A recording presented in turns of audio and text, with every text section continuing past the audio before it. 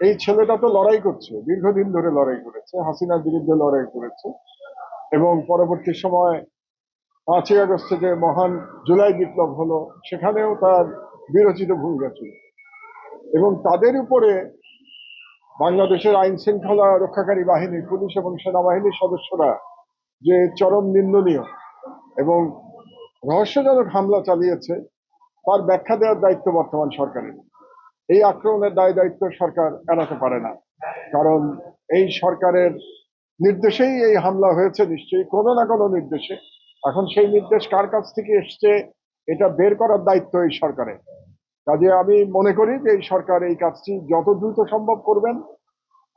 আমরা শুনেছি যে এর মধ্যেই বিচার বিভাগীয় তদন্ত কমিটি গঠিত হয়েছে এবং বাংলাদেশের জনগণ সেই তদন্ত কমিটিকে খুব তাড়াতাড়ি জানতে চায় যে এই আক্রমণের পেছনে উস্কানিদাতা কারা ছিলেন এবং নির্দেশদাতা কারা ছিলেন।